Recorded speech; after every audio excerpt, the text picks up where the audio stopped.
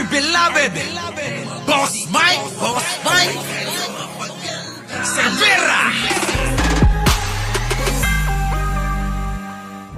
Sinabi lang ho ni Mea na suspicious yung timing. Sasabihin mo ba sa mga tao, after the election na lang doon ko lang ibibigay. Panoorin nyo to, maigi panoorin nyo kung gaano kabobo daw si Sara.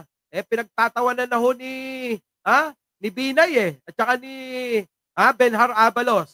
Tuloy. Bigay yung murang bigas kasi sasabihin na namumuliti ka ako. Hindi naman ho ganun ng trabaho ng gobyerno Kung maibibigay mo na ngayon, ibigay mo na. Hindi mo pwede sabihin na, mag-aantay ako ng magandang timing. Correct. Di ba sinabi ko sa inyo yan? Na mga kababayan, walang pinipili ang pagkakataon ng pangangailangan ng tao. Hindi ho yan pwedeng teka-teka. Kung meron ka na magagawa, ngayon pa lang gawin mo na.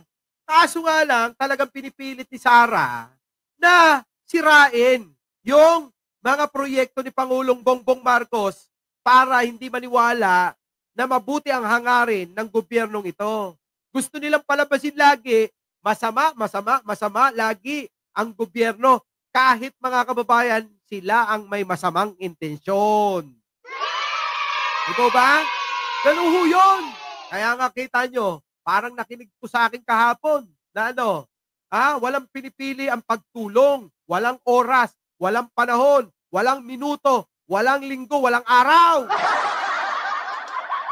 Ang pangangailangan ng tao, kailangan agaran, solusyonan. At ginawa na ni Pangulo yan. Tuloy. I don't agree when we say it's too late because the president has only been, this is a mid-year. It's only been 3. Correct. 3 taon pa lang ho si Pangulong Bongbong at natupad na ho yung pangarap niya. Si Digong, umabot na ng 6 na taon, ni isa walang tinupad sa mga pangako niya. Magkaiba yon. Si Pangulong Bongbong Marcos, yung pangarap niya, natupad na. 3 taon pa lang yan. Si Digong, gumasta ng trilyon-trilyon, ni isa walang natupad sa pinangako niya. Di po ba? Malayong-malayo, di ba? Yung isa gumastos ng trilyon-trilyon, halos sobra-sobrang doble doon sa ginastos mga nakaraang mula kay Aguinaldo hanggang kay Pinoy na inutang para iserbisyo sa tao. Si Digong, yun, dinoble yun ng higit. Tapos mga kababayan, walang serbisyo. Kundi pakakainin ka ng bukbok, pakakainin ka ng may bukbok na bigas. Yun ang natandaan ko. Panahon ng taggutom nung panahon ni Digong, mga kababayan. Panahon ng pananakot nung panahon ni Digong. Panahon ng pangangamba nung panahon ni Digong. Wala hong naging mabuting na idulot noon. Pansinin nyo kasing maigi. Huwag kayong tanga. Yung mga tatanga-tanga na mga kababayan, na mga kababayan natin, bahala sila. Yung mga nagsasalita lang naman tulad ni Roque, nakinabang ng malaki yan. Siyempre, magsasalita yan. Si Maharlika, nakikinabang yan, bayaran. Siyempre, magsasalita yan ng paninira laban kay Pangulong Bongbong Marcos. Ikaw ba naman mangarap ka naman at mag-expect ka na mabigyan ka ng posisyon O tapos hindi ka nabigyan kopya ka lang Tapos wala naman pala. Nagmadali ka kasi. Biruin ninyo mga kababayan, ang gusto pa maging ambassador ng Pilipinas ang ng ina. Puta, ang alam mo lang naman, Maharlika, mamukpok sa Cubao. At saka bumunganga. Anong kinalaman nun? Yung pamumukpok mo sa Cubao at pagbubunganga mo sa social media. Sa magiging trabaho mo sa embahada. Puta ka! Kailangan matalino, hindi putak ng putak. Oo, di ba? At kailangan iprepresenta mo yung bansa natin. Ikaw, kapresipresenta ka ba? Putik na yan, pag nakita ka, baka akala, namumukpok ka. Dumayo ka pa ng Amerika. Ito na. Tuloy. years. So kumbaga sa accomplishment ngayon na meron na siyang nagawa in the first 3 years of his administration. Marami na ho, Manang Abi. Marami na hong nagawa si Pangulo. Nakasubaybay kami dyan. Alam niyo po ba na ngayon bumabaha ng libreng abono para sa mga magsasaka? Yan po ay hindi ho nagawa. Bagkus mga kababayan, dahil pa sa abono na yan, lumimpak-limpak pa yung mga nakarang administrasyon dyan. Kapalo ni Pangulong Bongbong Marcos, libre ang mga pataba, abono, ganon, mga kababayan. Paloy. You also have to remember na ang daming problema that are beyond the control of the president when it comes to inflation, when it comes to cost of electricity, when it comes to the cost of gas and diesel, which are really beyond his control. And that is the reason why government has to step in with the subsidy. Hindi naman ho kayang bilhin yung bigas sa farmer. Kasi kung bibilin po yan ng 16 pesos, luging-lugi po yung farmer. Kaya nga po ibinibigay na nga ng 20 dahil may subsidy na ng manggagaling sa gobyerno. Because bagsak po ang presyo ng bigas ngayon. Kaya kailangan talaga ng tulong. Tumutulong na yung gobyerno, pinipintasan pa rin. Bobo kasi. Abi. Bobo kasi si Sara. Huwag ka na magtaka. Dahil kabobohan ni Sara, dala-dala. Kahit saan siya. Kaya kapag dala-dala, yung kabobohan niya kahit saan siya, lalabas sa bunganga niya. Kahit nasa harap ng entablado at harap ng napakaraming kamera, magsasalita siya ng gusto niya. Ganon yung mga bobo, hindi niisip yung sinasabi nila. Diba?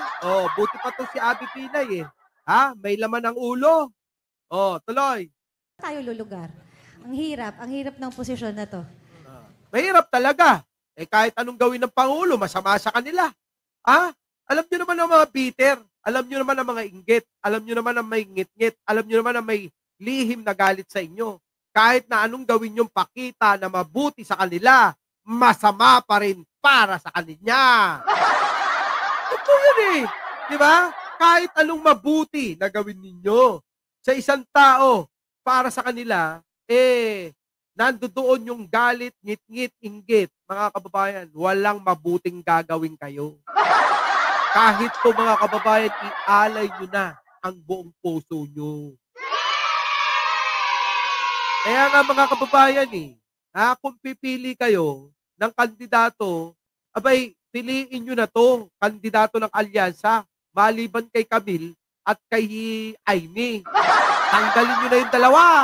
Putik na yan. Huwag na kayong pumili ng iba. Lahat, iboto nyo, basta alyansa. Huwag lang si Camille at si Aimee, na kapatid yata ni Norman Mangusin yan Tuloy. Senator. Sir, sorry. As far as you know po, malakas Okay po. ba kayo? Actually, funny nga din. Sorry, sa Visayas. I'm so sorry. Okay po ako sa Visayas. Kung sasabihin po na pampolitika, di dapat binigay ang bigas na mura sa Mindanao. Kung yun ba naman Naku, rebelya. Sa totoo lang, ayaw ko dyan. Kaya nga sabi ko sa inyo, bahala na kayo. Tuloy. naman pala talaga ang intent namin Pero as far as I am concerned, ako personally, kami ni Tito Sen, in terms of the survey, okay po ako sa Visayas. And I don't think the President or the administration chooses it in such a way na kung saan Alam mo, tama. Hoy, Sara, makinig ka. Itong mga kandidato ng alyansa malakas naman sa Visayas. Bakit kailangan mauna ang Visayas kaysa sa Mindanao? Tanga. Di ba dapat, kung ito ay gagamitin para sa halalan, dapat inuna yung Davao. Di ba? Dapat inuna yung Davao para lumakas sila ron. Sama nyo na buong Mindanao. Kaso, mga kababayan, di ba? Inuna yung Visayas, hindi naman sila mahina dyan sa Mindanao, oo. Sabihin na natin na mahina yung kandidato ni Pangulo. Pero Sara, bakit nagkagawa ka? At bakit mo sinisiraan yung programa? Imbis na tumulong ka, pinapagana mo yung galit, inggit, ngit-ngit mo kay Pangulo. Hindi mo makukuha. Maniwala ka. Uray aglabos-labos ka. Uray pay, ha? Uray pay! O kininana. Iwar mo ta, uray inyat kita, bagbagim.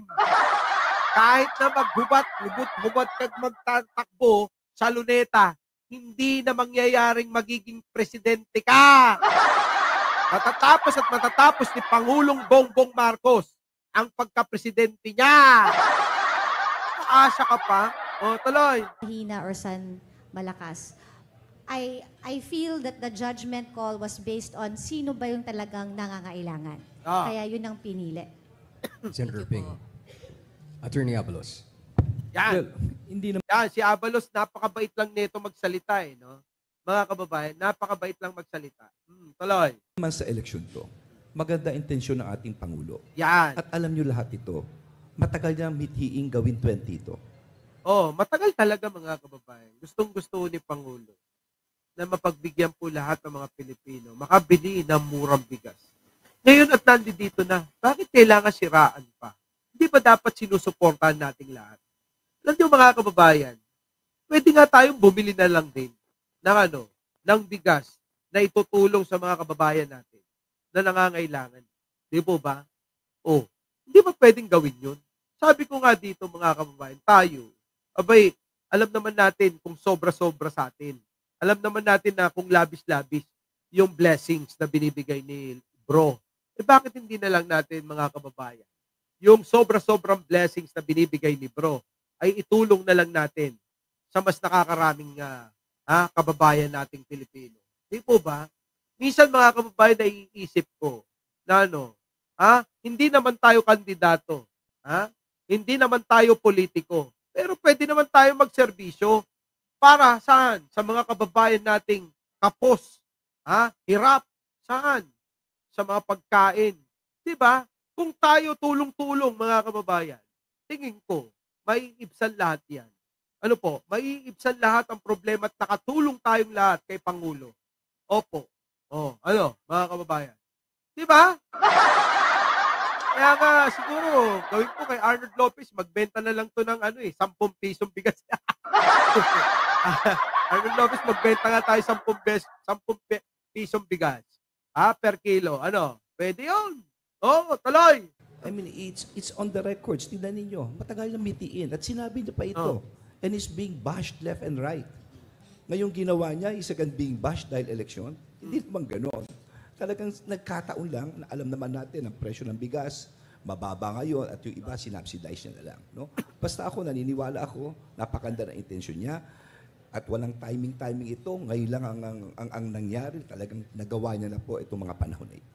Thank you. Kita niyo mga kababayan, napakabait din na Abalos magsalita no?